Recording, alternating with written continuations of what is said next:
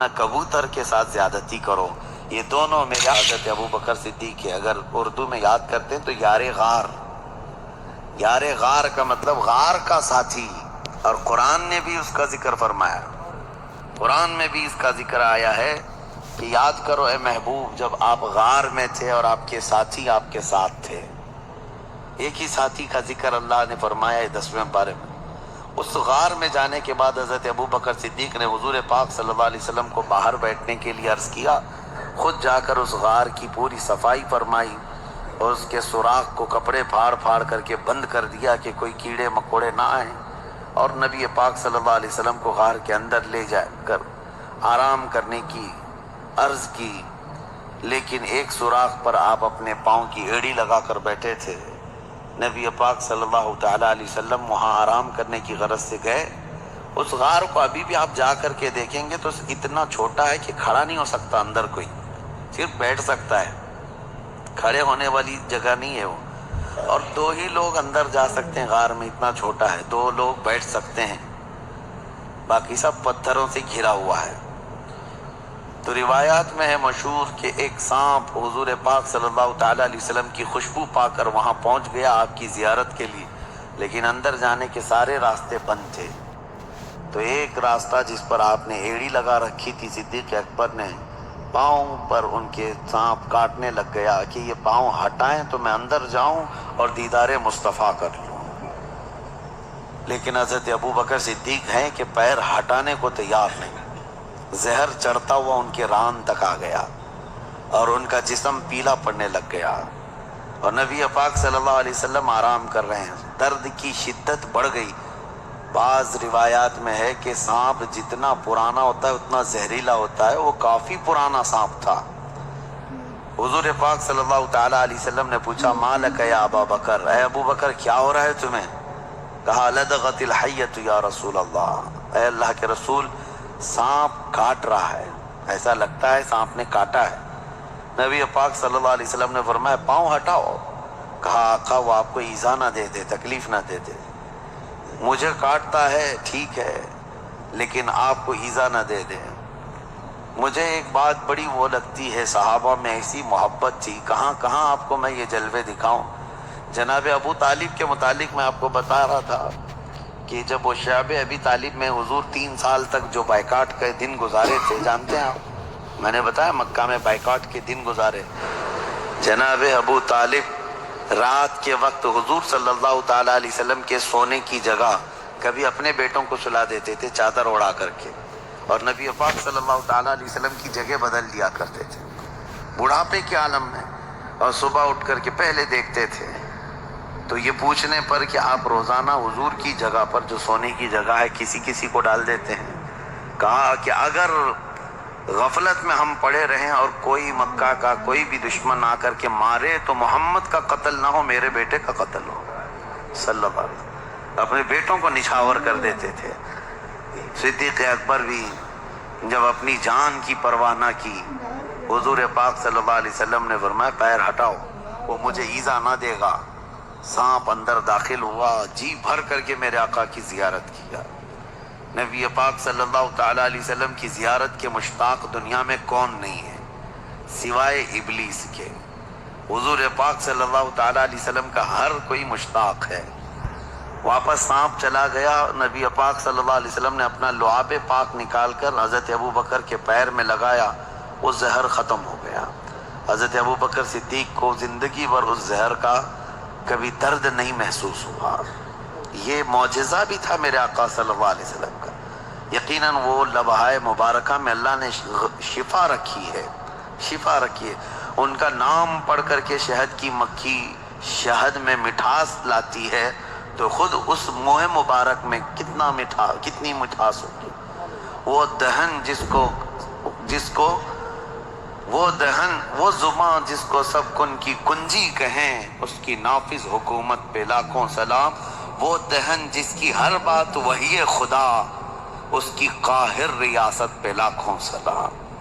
نبی پاک صلی اللہ تعالیٰ علیہ وسلم کے ساتھ 3 دن تک کا وہاں قیام تھا. 3 دن کیسے رہے لوگ، یہ بھی میں آپ کو بتا دوں. یہ 5000 فٹ اونچا پہاڑ ایک بار آپ چڑھ کے آنا، اللہ توفیق دے آپ سب کو.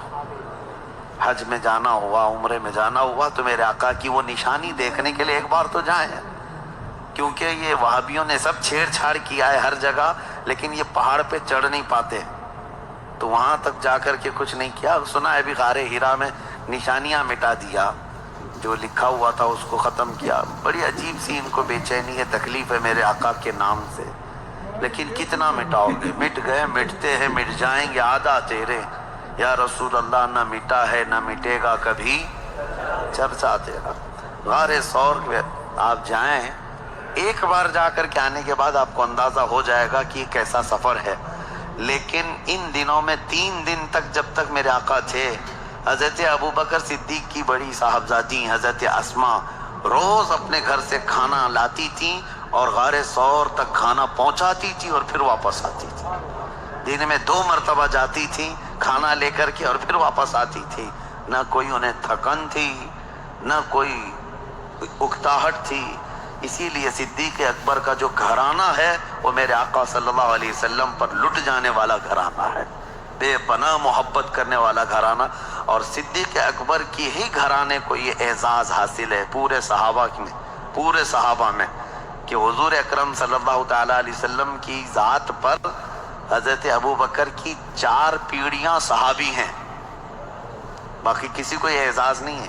4 پیڑھیاں، یعنی حضرت ابوبکر صدیق کے والد بعد میں ایمان لائے، ابو قحافہ، وہ صحابی، حضرت ابوبکر صحابی، حضرت ابوبکر صدیق کے ایک بیٹے ہیں وہ صحابی، حضرت ابوبکر کے پوتے وہ بھی صحابی۔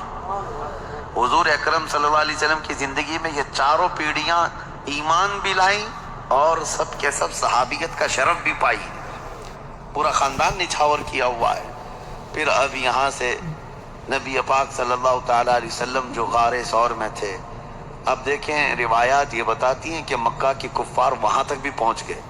وہ پیروں کے نشان دیکھنے کے ماہر تھے عرب والے، کبھی اونٹنیوں کے پیر کے نشان ڈھونڈتے، کبھی لوگوں کے گئے ہوئے پیروں کے نشان ڈھونڈتے۔ عرب تو اس میں ماہر تھے، حتیٰ کہ وہ پیروں کے نشان دیکھ کر کے بتا بھی دیتے کہ کون سا خاندان گیا ہے یہاں سے، کون سے قبیلے والے لوگ گئے ہیں۔ اور جیسے کہ مشہور روایت یہ ہے، حضرت ابو بکر کو ابو بکر جو کہا جاتا ہے، ان کا جو نام ہے یہ مشہور جو ہوا ابو بکر۔ بکر جو ہے نا عرب کا ایک بہت بڑا نصاب آدمی، نصاب کا مطلب وہ نشانیاں دیکھ کر کے نسب بتانے والا۔ اس کا حال یہ تھا کہ وہ پیروں کے نشان دیکھ کر کے تقریباً وہ خاندان کا پورا بایو ڈاٹا بتا دیتا، بایوگرافی بتا دیتا کہ کون سا خاندان کا آدمی یہاں سے گیا ہے۔ تو وہ بکر بہت مشہور تھا کہ نسب پورا بتاتا ہے۔ اور حضرت ابو بکر صدیق رضی اللہ تعالیٰ عنہ کا حال یہ تھا کہ وہ کسی کے انگلی کا پور، یہ پور جو ہے، یہ دیکھ کر کے اس کی 8 پشتیں گنا دیتے تھے کہ تیرا باپ یہ ہے، تیرا دادا یہ ہے، تیرا پردادا یہ ہے، تیرا فلاں یہ ہے۔ حضرت ابو بکر صدیق نسب کے اس میں اتنے ماہر تھے، اسی لیے آپ کو کہا گیا وہ تو بکر ہے جو ایک خاندان بتاتا ہے، یہ بکر کا باپ ہے جو 8 پشتوں تک بتا دیتا ہے، ابو بکر۔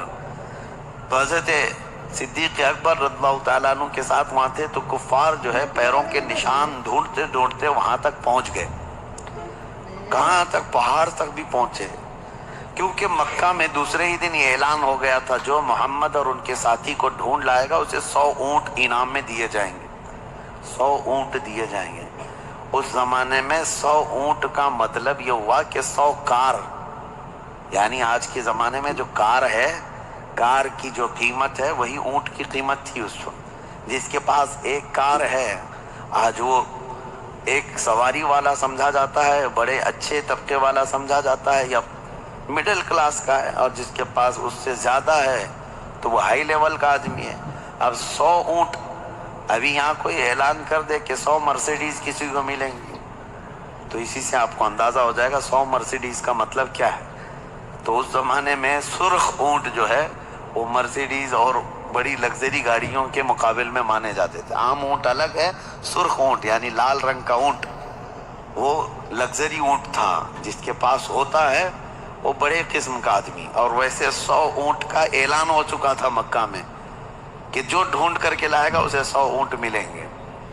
آپ کو اونٹوں کی اہمیت ابھی نہیں معلوم، ضرورت آپ کو نہیں پڑتی ہے، لیکن اس وقت کی سواری بھی وہی تھی، ان کی سفر کا سارا دار و مدار اس پر تھا۔ اس انعام کے چکر میں در در کی لوگ جو ہے خاک چھان رہے تھے، ڈھونڈ رہے تھے، اور ڈھونڈتے ڈھونڈتے وہاں تک پہنچ بھی گئے تھے۔ اب غار تک بھی پہنچ گئے، یہاں تک کہ اس مقام تک پہنچے کہ اگر وہ اپنے پیروں کی ایڑیاں اٹھا دیتے تو حضور پاک صلی اللہ علیہ وسلم حضرت ابوبکر ان کو صاف نظر آ جاتے۔ حضرت ابوبکر غار میں بیٹھے ان کی گردنیں دیکھ رہے تھے، لیکن کفار و مشرکین حضور کو اور حضرت ابوبکر کو دیکھ نہیں پا رہے تھے۔ غار کے دہانے تک، منہ تک تو پہنچ گئے۔ اللہ تبارک و تعالیٰ نے اپنے محبوب کی حفاظت کے لیے وہاں پر دو نشانیاں ایسی پیدا فرمائی، ایک مکڑی نے جال بن دیے، ایک کبوتری نے فوراً انڈے دیے۔ یہ نشانی تھی اس زمانے میں کہ جہاں کبوتری انڈے دیتی ہے انسانوں کا آنا جانا نہیں ہوتا، اور مکڑی نے جال لگایا، اس کا مطلب اگر کوئی اندر گیا آیا ہوا ہوتا تو جال ٹوٹ چکا ہوتا، اور مکڑی کو جال لگانے میں کافی وقت لگ جاتا ہے، اتنا گھنا جال لگا دیا تھا مکڑی نے چند گھنٹوں میں۔ تو اب یہ دو نشانیاں دیکھ کر کے کفار وہاں تک پہنچ کر کے بھی حضور کے قریب نہ جا سکے، پلٹ کر چلے گئے۔ اللہ رب العزت جب کسی کی حفاظت کرنا چاہے وہ تمہاری گردن تک قریب لا کر دشمن کو بھی دور پھینک دیتا ہے۔ اعلیٰ حضرت فاضل بریلوی رضی اللہ تعالیٰ عنہ فرماتے ہیں، جان ہے، جان ہے، جان کیا نظر آئے۔ حضور جو ہے جان کائنات ہیں، اور جان کس کو نظر آتی ہے؟ جان ہے، جان کیا نظر آئے، کیوں عدو گرد غار پھرتے ہیں، وہ سوئے لال ازار پھرتے ہیں، تیرے دن اے بہار پھرتے ہیں۔ نبی پاک صلی اللہ تعالیٰ علیہ وسلم کو وہ قریب آ کر کے بھی دیکھ نہ سکے۔ یہ دونوں چیزیں نشانیاں بن گئی۔ اسی لیے بزرگوں نے لکھا ہے کہ نہ مکڑی کو مارو، نہ کبوتر کے ساتھ زیادتی کرو۔ یہ دونوں میرے آقا صلی اللہ تعالیٰ علیہ وسلم کی ناموس کی حفاظت کرنے والے پہرے دار ہیں، جس کو آج کہتے ہیں نا محافظ ناموس رسالت۔ یقیناً میرے آقا صلی اللہ تعالیٰ علیہ وسلم کی عزت کی پہرے داری کرنے والی مکڑی بھی ہے اور کبوتری بھی ہے، اور دونوں عزت پائے ہوئے لوگ ہیں۔ مکڑی کو مارنا منع ہے، ہاں بس یہ ہے کہ اس کے جال کو صاف کریں، لیکن اس کو نہ مارے۔ بعض بزرگوں نے حیات الحیوان، ایک کتاب ہے حیوانات، علامہ کمال الدین دمیری رحمۃ اللہ علیہ کی، اس میں تو انہوں نے لکھا ہے کہ مکڑی کو مارنے والے کو کئی طرح کی بیماریاں لگ جاتی ہیں، کئی طرح کی بیماریوں میں وہ ملوث ہو جاتا ہے۔ اس کو نہ مارے، اس لیے کہ اس کو اعزاز ہے، میرے آقا صلی اللہ علیہ وسلم کی حفاظت میں اپنا جال بن دیا تھا۔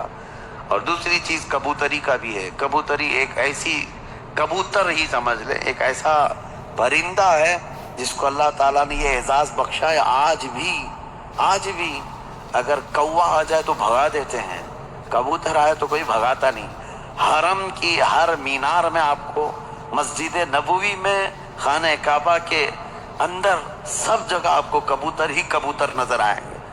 بے حساب کبوتر بھرے ہوئے ہیں، لیکن کبھی آپ جا کر کے دیکھنا، نہ مسجد نبوی میں وہ بیٹ کرتے ہیں، نہ حرم پاک میں کہیں پخانہ ان کا پڑا ہوا ملتا ہے، گندگی نہیں پھیلاتے۔ لیکن وہ کریں نہ کریں، اپنی جگہ پر ہزاروں لاکھوں پرندوں میں حرم میں رہنے کا شرف اگر کسی پرندے کو ہے تو وہ کبوتر کو ہے۔ وہ میرے آقا کی جالیوں کے پاس بھی آتے ہیں، نبی پاک صلی اللہ علیہ وسلم کے گنبد پر اپنا بسیرا کیے ہوئے ہیں ہزاروں کی تعداد میں۔ بہرحال وہ ان کی قسمت ہے، اور اللہ تعالیٰ نے اس کو یہ اعزاز دیا۔ خالی وہاں مکہ اور مدینہ میں نہیں، آپ جہاں کے بھی مقدس مقامات دیکھیں گے کبوتر وہاں مل ہی جاتے ہیں۔ کبوتر کی یہ فطرت ہے، مزاج ہے، وہ مقدس مقامات میں اپنا گھر بناتے ہیں، مسجدوں کو، مزارات کو، وہیں پر وہ اپنے گھر بناتے ہیں۔ یہ اعلیٰ نسب ہونے کی بھی علامت ہے، اور اچھے اشرف مزاج ہونے کی بھی علامت ہے۔ بہرحال 3 دن کے بعد میرے آقا صلی اللہ علیہ وسلم نے وہاں سے آگے کا سفر فرمایا۔ پھر مکہ والوں میں سے کچھ لالچی بیچ راستے میں آ بھی گئے، اور حضور کو دیکھ بھی لیا، پکڑنے کی کوشش بھی کی۔ انشاءاللہ العزیز آگے کے سفر کے احوال کل عرض کرتا ہوں، اللہ نے اگر زندگی باقی رکھی۔ اللہ کریم میرے آقا صلی اللہ علیہ وسلم کی سچی پکی عقیدت و محبت نصیب فرمائے، میرے آقا کے جلووں میں زندگی دے، اور میرے آقا کے قدموں میں موت عطا فرمائے۔